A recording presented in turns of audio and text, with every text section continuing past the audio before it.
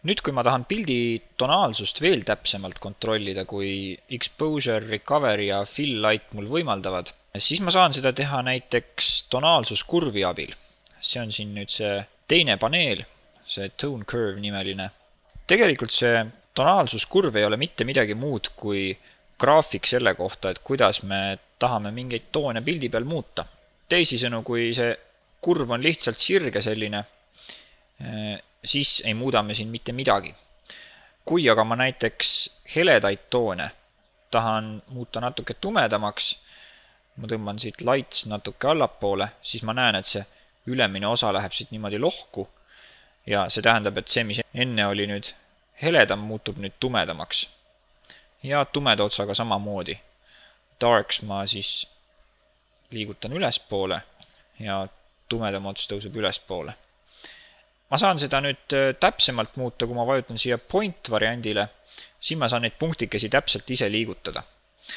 Alustuseks on kindlasti mugavam kasutada seda parameetrikut. Siin on esiteks meil eraldi välja toodud highlights, lights, darks ja shadows, ehk siis helenditest kuni varjudeni välja.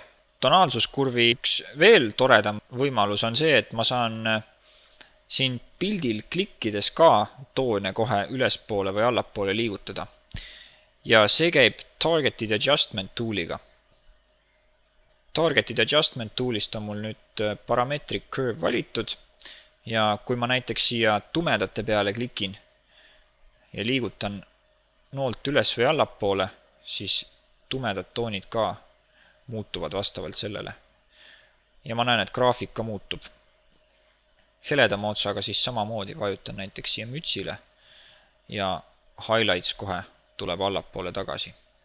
Kurvi juures on oluline meelde jätta see, et kui te teinekord vaatate mõnda oma faili ja näete, et seal on mingisugune kurvitöötlus tehtud ja vaatate seda kurvi ja ei saa sellest midagi aru, siis kõige lihtsam on see, et kui tegemist on S-kujulise kurviga, ehk siis heledad toonid on viidud veel heledamaks ja tumedad toonid tumedamaks, siis see teeb pildi kontrastsemaks. Ja tagurpidi S teeb siis pildi vähem kontrastseks.